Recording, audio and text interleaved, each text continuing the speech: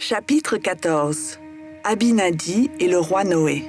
Zénith est le roi juste d'un groupe de Néphites. Lorsque Zénith est vieux, son fils Noé devient roi. Noé n'est pas un bon roi comme son père. Il est méchant et ne veut pas obéir aux commandements de Dieu. Il oblige son peuple à lui donner une partie de ses récoltes, de son bétail, de son or et de son argent. Le roi Noé agit ainsi parce qu'il est paresseux. Il force les Néphites à lui donner tout ce dont il a besoin pour vivre. À la place des bons prêtres que son père a appelés, il met de mauvais prêtres. Ces méchants prêtres enseignent au peuple à commettre des péchés. Le roi Noé fait construire de nombreux bâtiments magnifiques, entre autres un grand palais avec un trône. Les bâtiments sont décorés d'or, d'argent et de bois précieux. Le roi Noé aime les richesses qu'il prend à son peuple. Avec ses prêtres, il passe son temps à boire du vin et à être méchant. Dieu envoie un prophète du nom d'Abinadi au peuple de Noé. Abinadi avertit le peuple que s'il ne se repent pas, il deviendra l'esclave des Lamanites. Lorsque le roi Noé entend ce que dit Abinadi, il est en colère. Il envoie des hommes pour amener Abinadi au palais afin qu'il puisse le tuer. Abinadi est amené à Noé. Le roi et ses prêtres lui posent de nombreuses questions. Ils essaient de lui faire dire quelque chose de faux. Abinadi n'a pas peur de répondre à leurs questions. Il sait que Dieu l'aide. Les prêtres sont étonnés des réponses d'Abinadi. Le roi Noé se fâche et commande à ses prêtres de tuer Abinadi. Abinadi dit que s'il le touche, Dieu les tuera.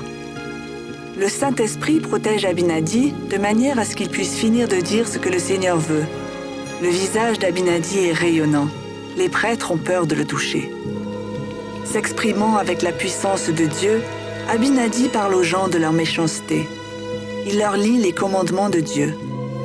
Il leur annonce la naissance de Jésus-Christ sur la terre. Jésus donnera aux gens la possibilité de se repentir, de ressusciter et de vivre avec Dieu. Abinadi exhorte les gens à se repentir et à croire en Jésus-Christ, sinon ils ne seront pas sauvés. Le roi Noé et tous ses prêtres, à l'exception d'un seul, refusent de croire Abinadi. Noé dit aux prêtres de tuer Abinadi. Il le ligote et le jette en prison. Le seul prêtre qui croit Abinadi s'appelle Alma. Il demande au roi Noé de laisser partir Abinadi. Le roi est furieux contre Alma et le fait jeter dehors.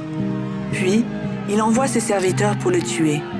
Alma court se cacher et les serviteurs ne le retrouvent pas du tout.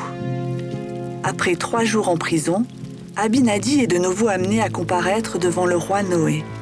Le roi Noé dit à Abinadi de se rétracter de ce qu'il a déclaré contre lui et son peuple. Le roi Noé dit à Abinadi que s'il ne renie pas tout ce qu'il a dit, il sera tué. Abinadi sait qu'il a dit la vérité. Il est prêt à mourir plutôt que de se rétracter de ce que Dieu l'a envoyé dire. Le roi Noé commande à ses prêtres de tuer Abinadi. Ils le ligotent, le fouettent et le font mourir sur un bûcher. Avant de mourir, Abinadi dit au roi Noé qu'il mourra aussi par le feu. Certains Néphites s'opposent au roi Noé et essaient de le tuer. L'armée lamanite vient aussi combattre le roi et ses partisans. Le roi et ses partisans s'enfuient devant les Lamanites. Mais les Lamanites les rattrapent et commencent à les tuer. Le roi dit à ses hommes d'abandonner leur famille et de continuer à fuir.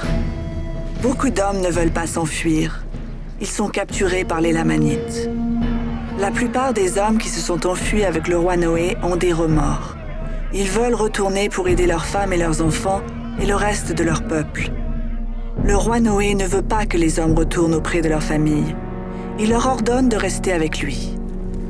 Les hommes sont en colère contre le roi Noé. Ils le mettent à mort en le brûlant, comme Abinadi l'a prophétisé. Puis ils retournent auprès de leur famille.